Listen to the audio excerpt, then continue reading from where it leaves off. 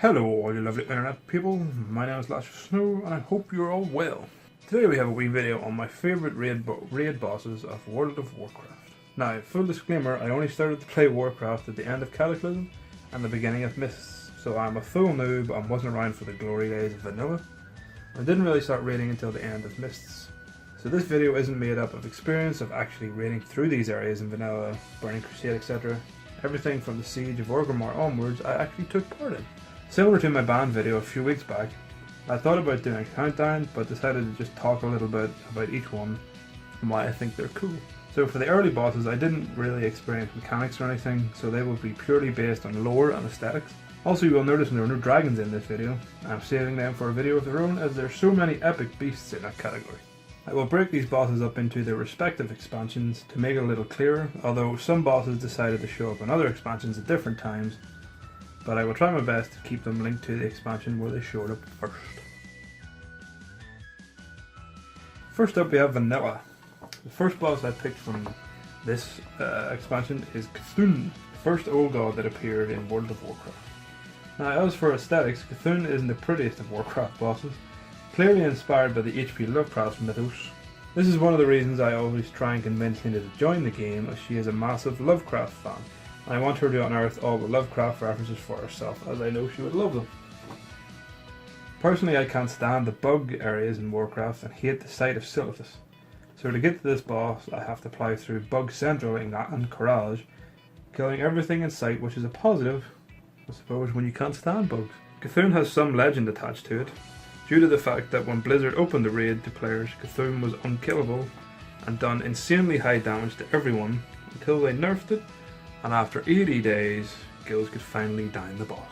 My second boss for vanilla is Magmadar. Found inside Molten Core, Magmadar is a big cuddly fairy corehound. Now, I find Magmadar's model fantastic looking, and I can't pinpoint the exact reason I'm drawn to this type of model, but I find it cool as hell, which is nice that for Molten Core's 10th anniversary, if you completed the raid within a certain time frame, you got rewarded with a mount that looks exactly like Magmadar, just a little smaller. Moving on to Burning Crusade. Archimonde, the Defiler himself, the left hand of Sir Garrus, the Eredar Overlord of the Legion. This big fella has various titles and is a massively important lore character. The reason I have him on this list is due to the fact that when I ran the Battle of Mount Hyjal and reached this big guy, I was blown away with how physically big they made him in that instance. I felt completely dwarfed and useless at standing attacking his hooves. Of course, this wasn't the last or the first time we'd seen him in game, previously popping up in Warcraft 3 and later in Waters of Draenor, but this was his first appearance in World of Warcraft, and the first important member of the Legion to appear in the MMO. Illidan Stormrage. Mr. Illidan. What a patchy history. If you know the lore, you'll know what I mean. Crossing paths with Sir Frosty of Northrend himself, Arthas, and many others. If you don't know his lore, seriously, go look it up. It's all over the place. I chose Illidan for this, as, look at the guy. He looks insanely cool and badass. That is, if you like demon-y night elves. Plus, during the fight with Illidan, he summons these fell wraith type things, and like with Corehounds, I love these models. And also, don't forget, he holds one of the most sought after weapons in the game, the Warglaives of Azeroth. First boss I picked for Wrath of the Lich King was Freya. In some people's eyes, the best expansion in the game's history, and I thought, where best to start but Ulduar, the giant prison ran by Titan Keepers put on Earth to keep the old gods in check. Personally, I've only ran Ulduar a few times, but besides the transport system, Freya's area always appeals to me, as it's a lush green area full of life inside what is basically a giant concrete mess. I like Freya also due to the fact she is based on the Norse legend with the same name, the goddess of love, sex, beauty, fertility, gold, war, and death. That poor woman has a lot to look after. Yogg-Saron, the beast with 1,000 maws, the monster in your nightmares, a fiend of 1,000 faces. This beast is known by a lot of titles and is quite something to look at.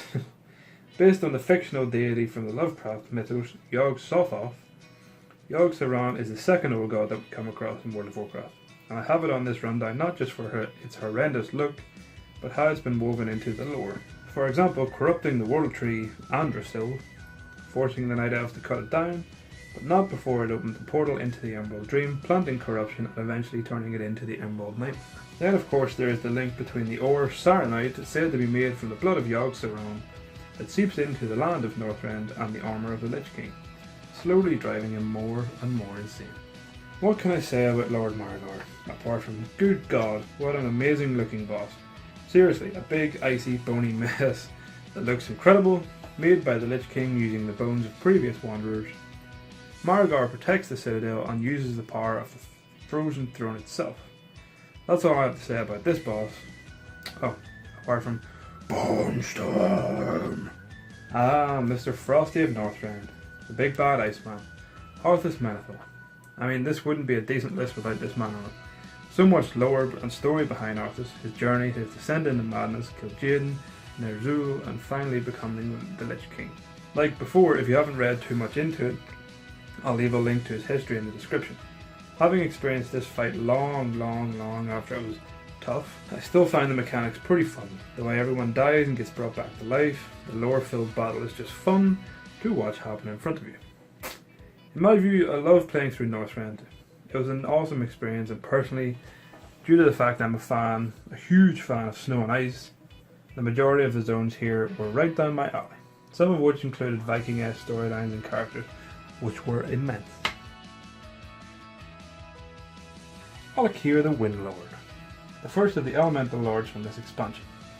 A vast cloud of fury, heavy armour, and the absolute ruler over the skies, the air, and the storm. Alik'r to me, along with the other elemental lords, are incredible models and just look so cool. Also, when you think about it, Alik'r controls the air everyone breathes, so don't get on his bad side. Which is kind of what you do when you invade his sanctum, so.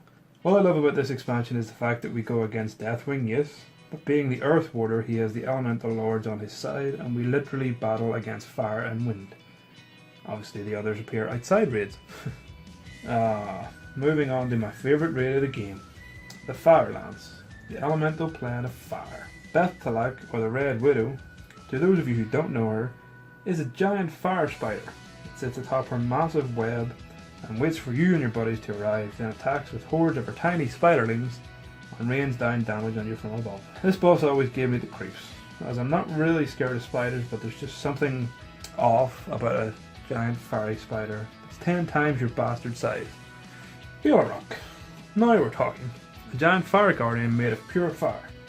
Almost the complete opposite of Lord Margar. While Margar is an ice guardian that protects the Lich King, Bielorok is a giant fire guardian protecting Ragnaros the Fire Lord. Don't you agree that Bielorok looks insanely badass? Favourite raid boss, and one of my favourite characters in the entire lore of Warcraft. Now, I know that Ragnaros should belong in vanilla, as this is where he appeared first, but I thought it better to talk about him here in his elemental plane, seeing we get to see him in full and heroic with his little legs. Every time I see Ragnaros on screen, it's a good time. At the end of Molten Core, during the story of Mount Hyjal when he pops up, as Deathwing is hanging around the Sulfurian Spire, and then again in the raid. Very clearly the best of all elemental lords. My fascination with Ragnaros spills over to the pet world too, as I have a little Ragnaros following me around the world, although either of them still haven't dropped that mount for me. It was around this point I started my adventures in World of Warcraft, and it took forever to learn what was actually happening in this game. My first character being a night elf, but I got it stuck in a tree and couldn't figure out how to get it out. Not realising I could just Hearthstone, so I left that character and created an Orc Hunter and never looked back. My first choice for Mists of Pandaria is something unique to this expansion. The little boss of Lishi. I'm probably pronouncing this wrong, so if I am, apologies. Initially friendly, but when encountered it's been corrupted by the Shah of Fear and attacks. After you defeat her, she washes off the Shah corruption and becomes friendly. I like this model as it's different from everything else in the game, along with the brew elementals, etc. My goal is striving to own all the elemental variants of the pet versions. The Shah of Fear. Now these things are fantastic. Remnants of the old god Yas-Shiraj. There exists various different Shahs broken into the likes of anger, fear, pride, despair, etc. Why I've chosen the Shah of Fear, however, is because of its aesthetic. Shahs tend to be black and white, but Fear has overtures of red working through it, and to me it just looks so much more menacing than the others. My last choice from Mists of Pandaria was Garrosh Hellscream. Now this is where I entered raiding after joining at the end of Kata and just before Mists. The Siege of Aggramar was my first full raid run, and by that stage I'd grown tired of my Orc Hunter and had boosted an Alliance Pandarian Mage that I was running around the Time Missile, gearing up to run this strange thing called a raid. This was one time I decided to go Alliance and not stay true Horde, so apologies to my Horde buddies. When a friend of mine and I finally hit the level, we joined the raid and away we went. For me personally, it was intense, so much to take in, so many things to do and learn, but after grinding through all the bosses in the raid. Also, just a side note, can I just say that for the first raid to run through, I thought Siege of Aggramar was a fantastic one, as it used the major city in-game and made a raid around it. To me it was immense. We finally got to the big bad Garrosh. Now being a Horde player before this, and since I always liked Garrosh and thought his story was interesting and he was a somewhat good leader. But reaching the final boss of a raid was exciting to me, and of course I died numerous times when Gorahal gets thrown on the ground and the pulls do a shit ton of damage. I did try to move away, just not quickly enough. But I found the whole thing very, very exciting, and it was great feeling to get through to that last phase and watching Garrosh grow in size due to Yasharaj's heart, and finally falling to the might of my squishy squashy little panda mage. It was worth all those deaths. Hashtag RIP Garrosh. The third or fourth boss from Highmaul made it onto my rundown because of the fact it is a living mountain. Well, that's its title anyway. Texas to me was an annoying boss, but fun at the same time. Hated getting stuck behind the walls it put up, but loved the fact that after a while it disappeared under the ground and split up into mini versions, only then to reassemble later in the fight. It's a cool fight with a pretty awesome looking boss. If Texas was the living mountain, then this guy would be a living continent. This big fella is huge and we only ever see his top half. I like this boss due to the sheer size of him, as with Archimonde earlier. It's good when a boss can tower over you and dwarf you to make you feel small. It's also pretty cool that Cromar can use the ground that you stand on to deal damage and shake it violently with his massive fists. A big giant fell infused robot, aesthetically pleasing with the green and black colour scheme. I like this boss for a strange reason. During Burning Crusade, I always heard of the Fell Reaver that roamed about, scaring everyone, and the sound would even freak people out. But when I got to Outland I was able to fly, so the Fell Reaver didn't have the same intimidation for me. So in a weird sense it was nice to go up against this boss that was somewhat similar. Of course I could have just attempted to face off against Outland's Reaver myself, but that's kind of stupid. Finally for Warlords, we have Zul'Horak. Now if you don't agree that Zul'Horak was the coolest looking boss in Hellfire Citadel, well, why the hell not? A weird mixture between void and fell energy, dragged into the present by Gul'dan. Looking back at the void and fell energy Zul used was almost foreshadowing for the future, what with Legion bringing more green, more fell, and our eventual foe the darkness or void lords themselves. But everything about this boss to me just looks immense. Thank you for listening to me talk rubbish once again about my favourite raid bosses in World of Warcraft. If you're wondering where the Legion bosses are, they are saved for another list of their own, as well as a list of my favourite dragon characters. So again, thank you for watching, hope you liked it.